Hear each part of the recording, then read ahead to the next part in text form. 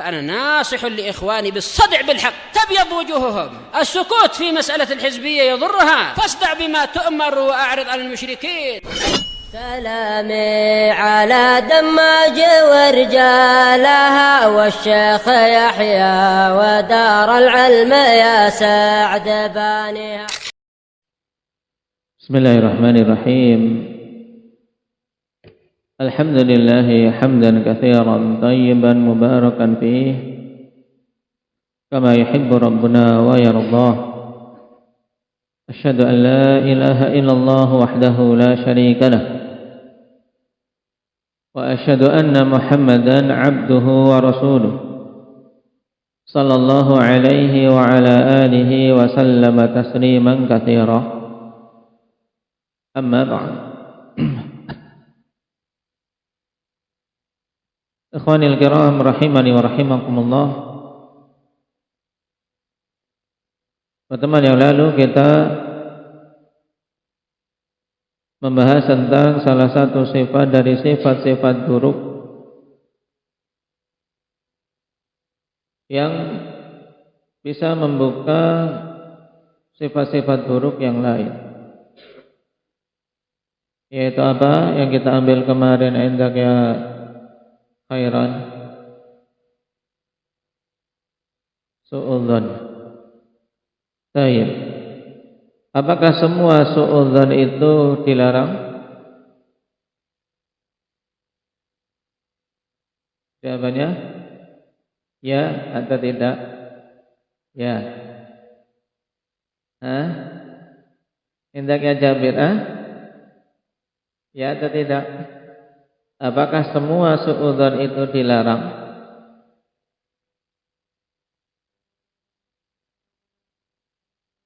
Jawaban dulu ya atau tidak?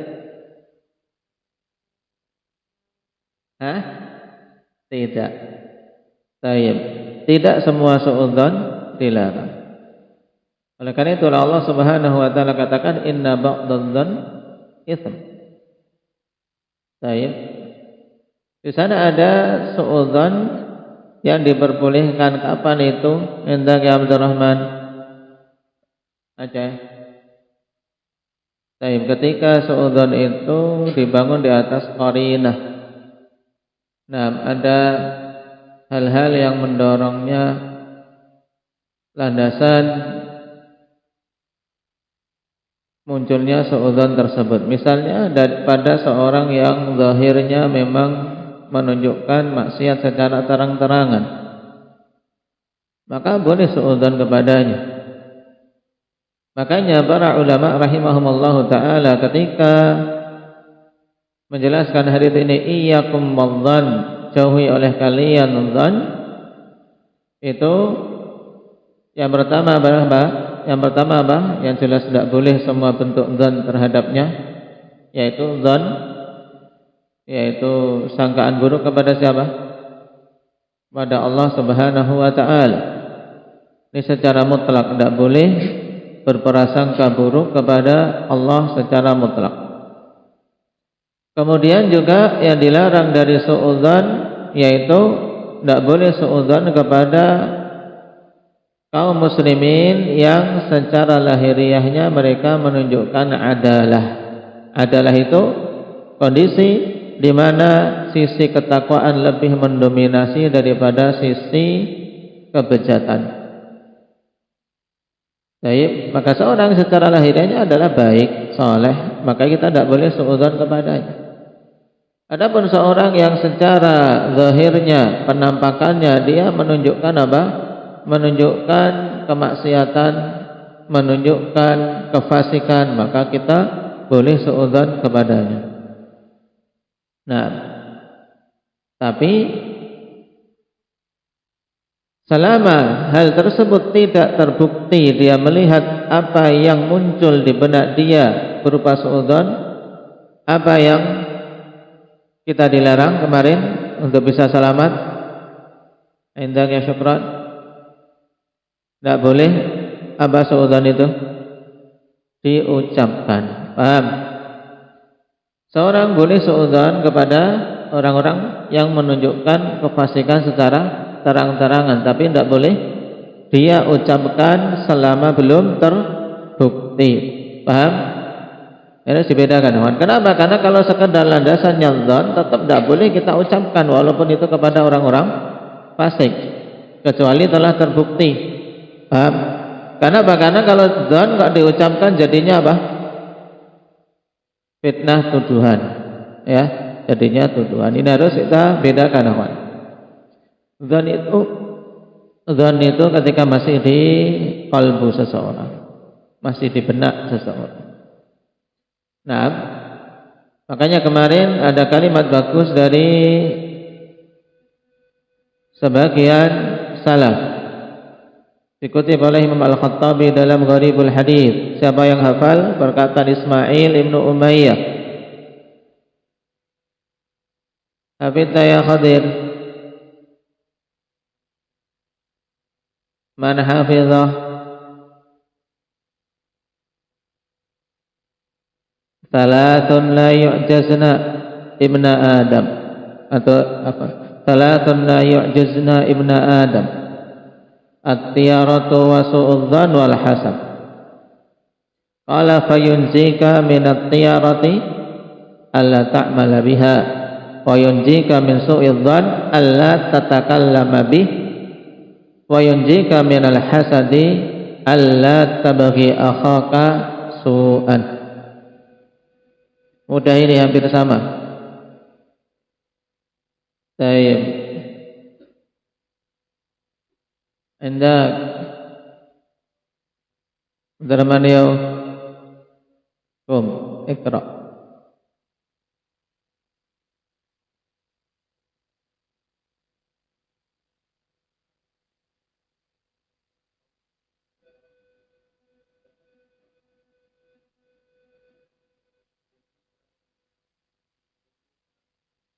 Minat tiyarati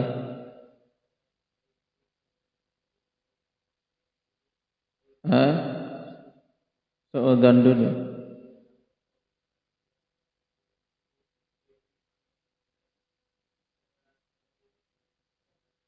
Alla tabghiya akhaka su'an.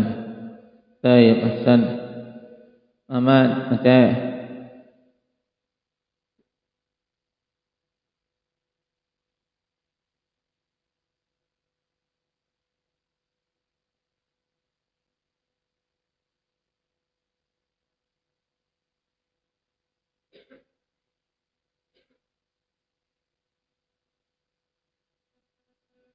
Minat Allah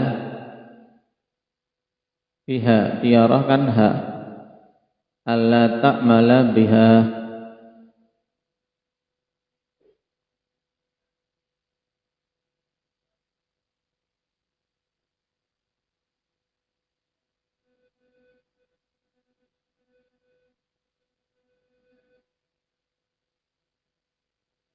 Allah tatakallama bih,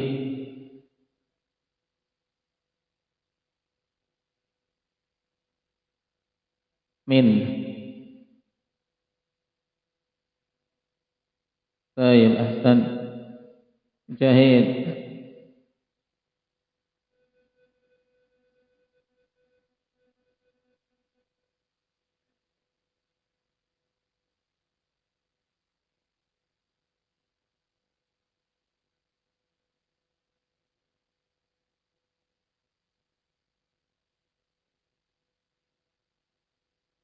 Fihi.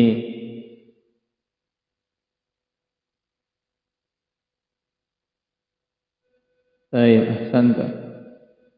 Nah, barakallahu fikum. Ini asal yang bagus, ikhwan. Salatun la yu'jizna min Adam.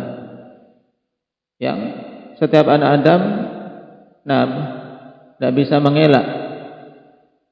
Tidak bisa selamat secara totalitas dari tiga perkara ini.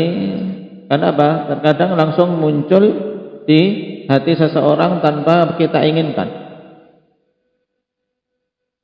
Makanya bagaimana jalan selamat dari tiga-tiganya yang telah dibimbingkan. Untuk selamat dari tiarah, anggapan sial dengan tidak mengamalkan dorongan tiarah itu. Kemudian untuk selamat dari suudzon, untuk tidak mengucapkannya. Kemudian untuk selamat dari hasad, untuk tidak menginginkan keburukan pada saudara. Baik, sekarang kita masuk pada bab berikutnya. Qala al-muallif afaqahullahu ta'ala babu tahrimin namimah. Bab tentang pengharaman namimah. Dan namimah termasuk dalam kategori dosa dari dosa-dosa besar yang diterangkan oleh Imam Ibnul Athir rahimahullahu ta'ala tentang makna namimah itu apa. Kata beliau, an-namimatu naqlul hadits min qaumin ila qaumin ala jihatil ifsadi wasyarr. Namimah adalah mengutip perkataan dari satu kaum ke kaum yang lain, dari orang satu ke orang yang lain, dalam bentuk upaya membuat kerusakan dan keburukan. Inilah namimah. Berarti intinya namimah itu adalah apa? Mengutip perkataan dari seseorang disampaikan kepada orang lain untuk membuat kerusakan. Itulah hakikat namimah.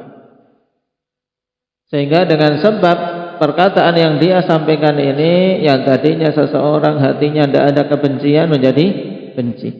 Yang tadinya hatinya itu bersih terhadap saudaranya akhirnya terkotori. Karena apa? Oh, fulan berkata demikian. Nah, dan namimah memiliki efek yang sangat berbahaya pada apa? Pada ukhuwah sesama kaum muslimin, bahkan pada ikatan antara suami istri di dalam keluarga bisa rusak, bisa tercerai-berai dikarenakan namimah.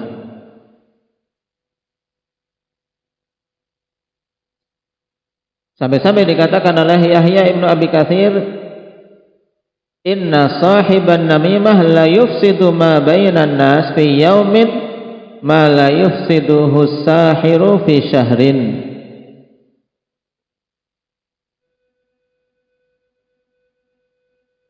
Diriwayatkan oleh Imam Al-Baihaqi dalam Syu'abul Iman.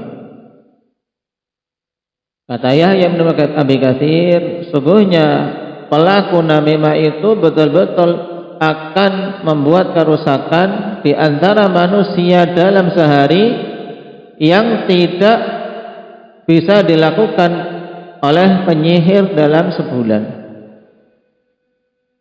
Penyihir paling bisa memberikan efek sihir pada 1-2 orang. Tapi namimah bisa apa? Bisa membuat kerusakan di tengah-tengah manusia dalam lingkup yang sangat luas. Dalam sehari dia kutip, apalagi zaman sekarang, untuk menyebarkan perkataan itu sangat cepat. Menyebar fitnah, menyebar namimah pada zaman sekarang sangat cepat, bahkan seseorang tidak perlu berjalan keluar rumahnya. Kalau masa dulu untuk menyebar namimah dia harus apa? Berjalan ke sana kemari. Makanya dalam ayat apa? Hammazin masya'in binamim. Taib. Wala tuti' kulla hallafin mahin hammazin masya'in binamim. Di surat apa ini? Indak ya Muhammad Raga.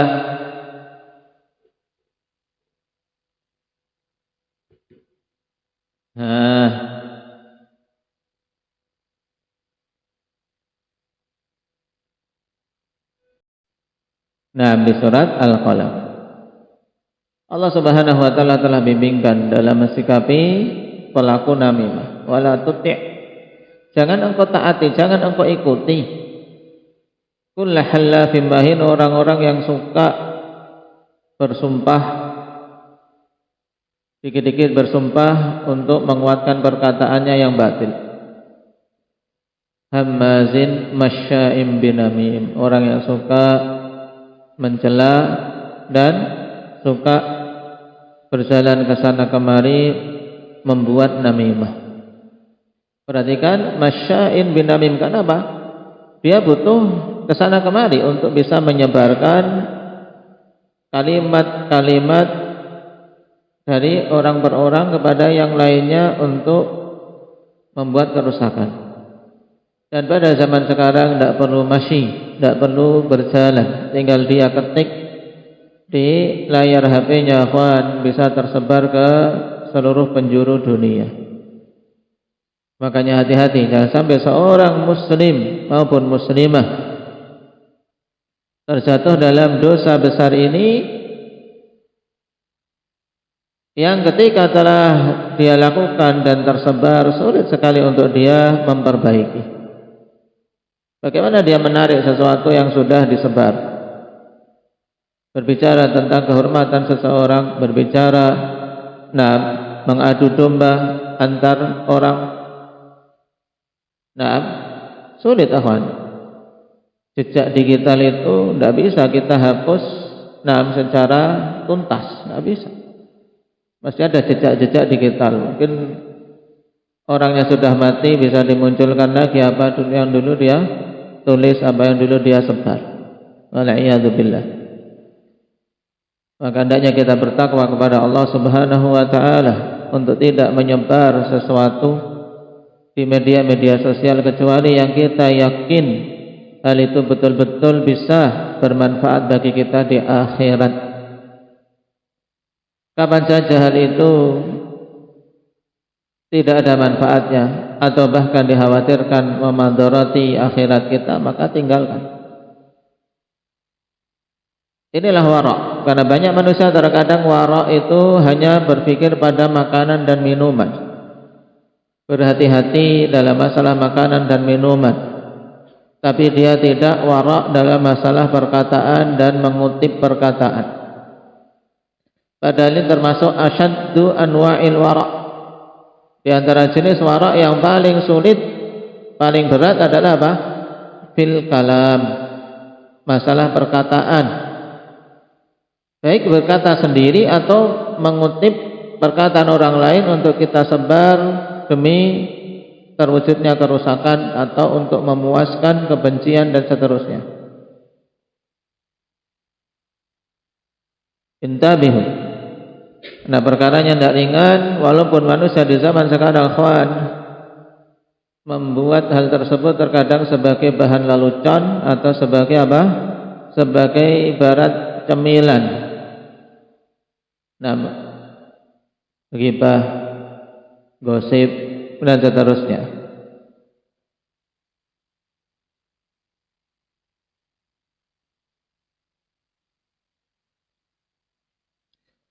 Kita baca hadisnya. An Hudzaifah bin al-Yaman radhiyallahu anhu, anna Nabiy sallallahu alaihi wasallam qala la yadkhulul jannata nammam. Rawahul Bukhari wa Muslim. Dari Hudzaifah bin al-Yaman radhiyallahu anhu, Rasulullah sallallahu alaihi wasallam bersabda, tidak akan masuk ke dalam surga namam, orang yang suka membuat namimah, banyak berbuat namimah. Dalam sebagian riwayat, dan ini lafaz namam itu dalam riwayat Muslim, riwayat muttafaqun alaih dengan lafaz qattad. La yadkhulul jannata qattad, maknanya sama. Naam, orang yang membuat namimah. Di sini terancam dengan keras. Dia tidak akan masuk ke dalam surga.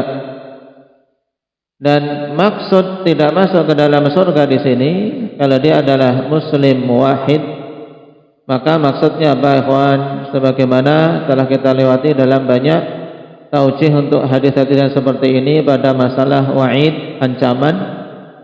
Maksudnya adalah tidak masuk ke dalam surga dalam deretan yang awal-awal, masuk surga.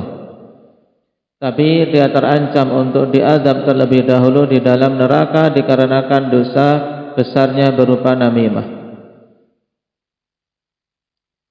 Bahkan telah datang hadis yang menunjukkan bahayanya namimah.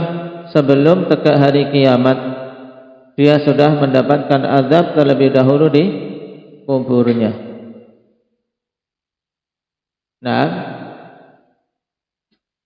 bahaya, menghalangi seseorang masuk ke dalam surga. Rasulullah sallallahu alaihi wasallam dalam hadis Abdullah bin Abbas ketika melewati dua kuburan, kemudian Rasulullah sallallahu alaihi wasallam mendapatkan wahyu tentang kondisi dua orang yang dikubur tersebut.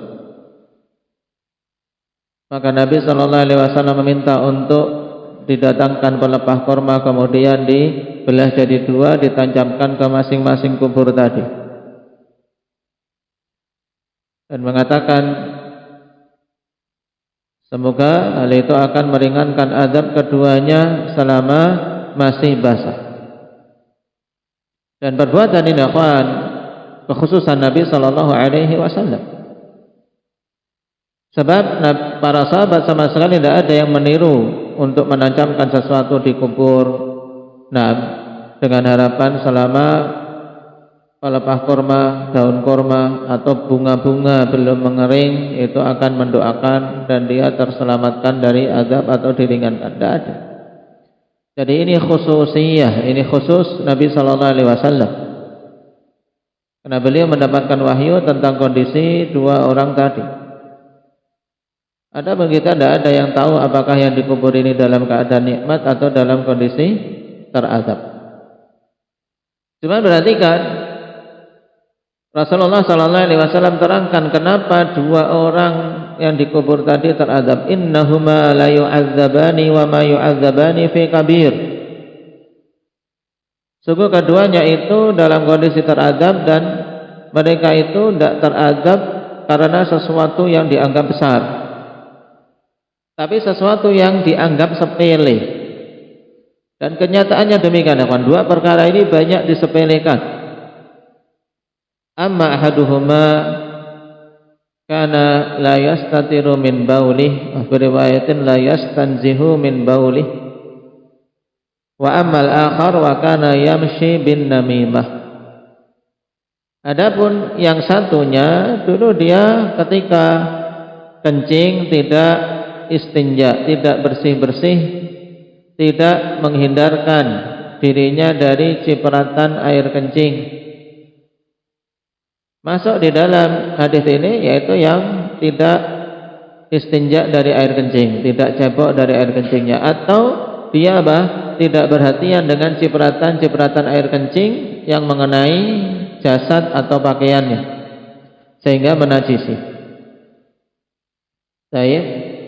Kemudian yang kedua yang ini menjadi pendalilan kita yaitu yang satunya teradab karena dulu di dunia suka membuat namimah, yamshi bin namimah, melakukan adu domba di antara manusia, wal'iyadu billah. Faedah bagus dari Imam As-Suyuti ikhwanifillah tentang apa? Tentang hikmah tersembunyi dari apa? Dari disebutkannya dua jenis ini ya kawan, dua jenis perbuatan yang menjadikan penghuni kubur ini diazab. Baik. Ingat, perkara yang pertama kali dimintai pertanggungjawaban di akhirat adalah apa? Terkait hak Allah, alhamdulillah, salat. Kemudian terkait hak manusia, pembunuhan, ya kan? Taib. Awal yang dihisab kelak di hari kiamat berkaitan dengan hak Allah adalah salat. Kemudian awal yang pertama kali dihisab, dimintai pertanggungjawaban di akhirat terkait hak manusia adalah pembunuhan, hidimah. Kemudian tatkala alam kubur, ya kawan, alam kubur ibarat muqaddimah untuk nanti alam akhirat. Karena kubur adalah awal manazilil akhirah, awal dari tingkatan hari akhir. Di situ isyarat kalau dia mendapatkan nikmat, maka ketika tegak hari kiamat dia akan bernikmat-nikmat dengan kenikmatan yang lebih. Ketika dia mendapatkan azab di kuburnya, maka ini juga apa? Juga kabar buruk bahwasanya dia akan teradab lebih dahsyat di kuburnya, di akhirat. Maka tatkala kubur itu adalah muqaddimah untuk akhirat, maka perhatikan, untuk muqaddimah salat itu apa? Yang menjadi hal yang syarat untuk seorang bisa salat adalah taharah, ya tidak? Makanya di situ disebutkan masalah kencing. Orang yang tidak perhatian dengan masalah kencingnya teradab di kuburnya. Kenapa? Karena kencing ini kaitannya dengan taharah yang menjadi apa? Syarat untuk salat seseorang bisa tegak. Demikian pula pembunuhan yang awal pertama kali kelak akan dimintai pertanggungjawaban di akhirat dari hak manusia. Di antara sebab musabab yang pertama kali yang menjadikan apa adanya pembunuhan biasanya dari namimah. Dari namimah diadu domba, akhirnya apa? Bisa terjadi pembunuhan, bahkan peperangan, wal'iyadzubillah. Maka ini ada ikatan yang sangat jelas antara apa? Azab di kubur yang disebabkan karena masalah air kencing, masalah taharah. Dan yang kedua, karena masalah namimah yang bisa menjadi sebab terjadinya pembunuhan. Baik. Dan betapa banyak kerusakan juga pembunuhan, bahkan peperangan tadi gara-gara namimah, wal'iyadzubillah. Nah, maka wajib untuk setiap muslim dan muslimah berhati-hati dari apa? Dari perbuatan namimah ini. Nah, dan jangan seseorang apa? Percaya pada orang yang berbuat namimah. Orang yang bodoh yang mempercayai orang yang berlaku namimah. Kenapa? Karena sekarang mungkin dia apa? Seakan-akan berbicara manis di hadapanmu, menceritakan tentang si fulan di hadapanmu. Tapi pelaku namimah ketika berbicara dengan orang lain, dia mungkin akan apa? Akan menjelek-jelekkan dirimu di hadapan orang tersebut. Inilah pelaku namimah. Makanya dikatakan oleh Imam Al-Hasan Al-Basri rahimahullah ta'ala dengan kalimat yang singkat padat, yaitu apa? Man namma ilaik namma alaik. Man namma ilaik namma alaik. Siapa saja yang berbuat namimah untukmu, yaitu dia berbuat namimah demi kamu, yaitu mengutip perkataan orang disampaikan kepadamu. Ketika kondisi seperti ini kan dia seakan-akan di pihakmu, ya kan? Berbicara ke kita seakan-akan dia di pihak kita. Nah, kemudian mesti nama alaik. Dia pun pelaku namimah ini juga apa? Pada kondisi yang lain dia akan apa? Berbuat namimah demi merendahkanmu, demi merusak kehormatanmu. Man nama ilaik nama alaik. Maka wala tuti', sebagaimana Allah Subhanahu wa taala telah larang di sini, jangan engkau taati, jangan engkau ikuti pelaku namimah dengan mempercayai perkataannya. Naam, jangan percayai pelaku namimah.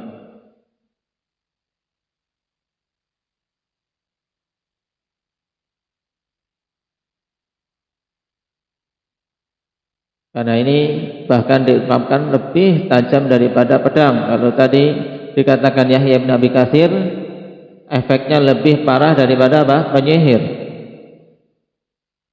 Dikatakan oleh Sulaiman bin Dawud menasihati putranya,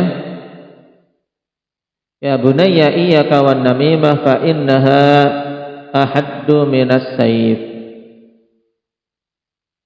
Hati-hati dari namimah karena sesungguhnya itu lebih tajam daripada pedang.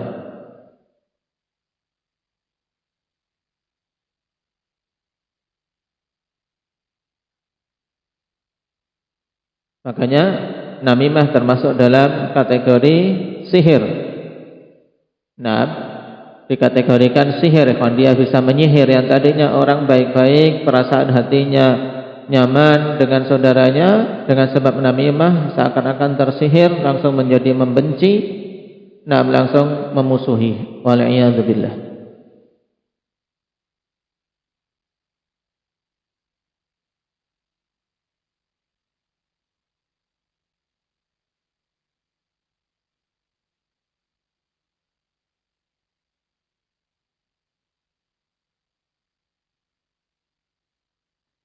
Nasallallahu al-afiyata wassalamah. Dan kita tutup dengan kalimat dari Imam Ibnu Hazm rahimahullah ta'ala, menunjukkan buruknya pelaku namimah yang harus kita benci. Ya, sampai seseorang akan suka ada orang mengutip perkataan orang lain untuk dirinya. Nah, yang seperti ini sekarang ketika cocok denganmu seakan-akan di pihakmu, tapi suatu saat ketika dia tidak cocok denganmu, semua yang ada pada dirimu, perkataan-perkataanmu akan dikutip kepada orang lain untuk membuat kerusakan. Kata Imam Ibn Hazm rahimahullah, wa ma fi jami'in nasi syarrun minal wusyah wa hum an-nammamun. Tidak ada pada keseluruhan manusia ini orang yang lebih buruk dari pembuat adu domba. Mereka itu adalah tukang namimah.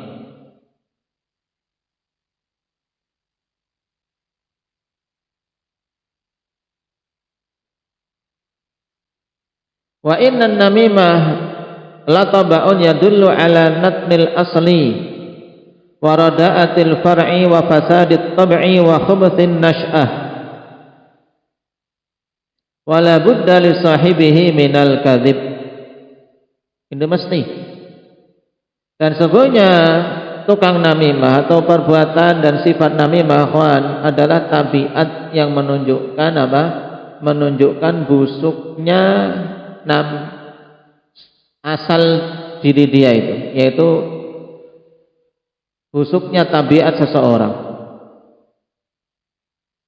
Nah, rusaknya tabiat dia, dan juga menunjukkan buruknya apa? Nash'ah, buruknya pertumbuhan. Jadi bahkan kata beliau, namimah ini ya tabiat yang menunjukkan apa? Asal usulnya buruk, juga apa?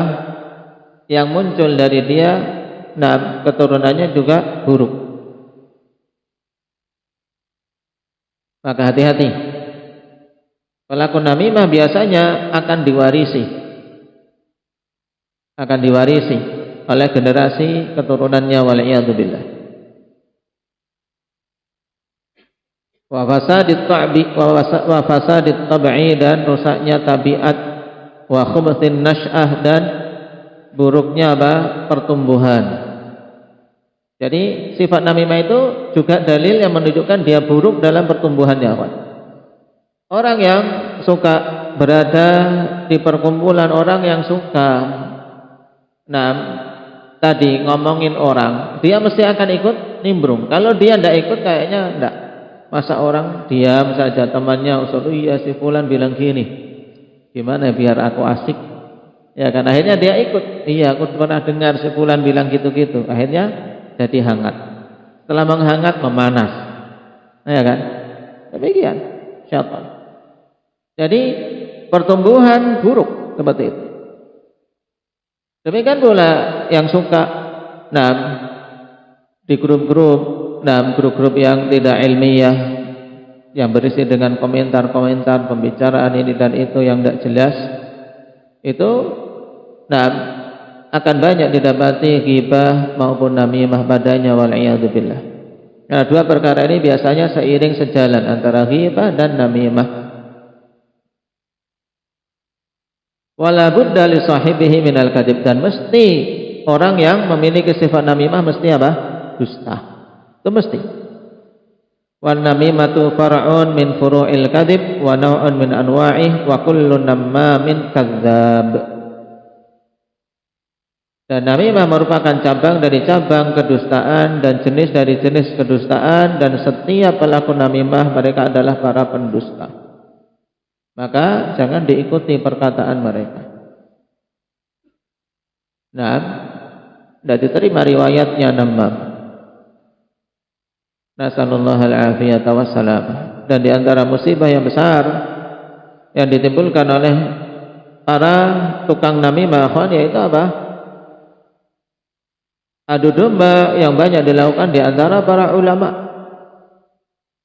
Dan ini di antara upaya keras dari syaitan. Nah, namimah di antara para ulama, namimah di antara para dai, namimah di antara para talabatul ilmi. Maka hati-hati ya akhwani fillah, hendaknya seorang tanggap, seorang memiliki kepekaan, jangan sampai dia mengikuti para tukang namimah.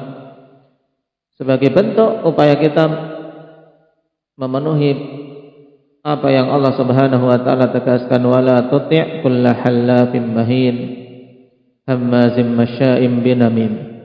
Jangan ikuti, jangan taati para pelaku namimah. Nasallallahu al-afiyata wassalamah.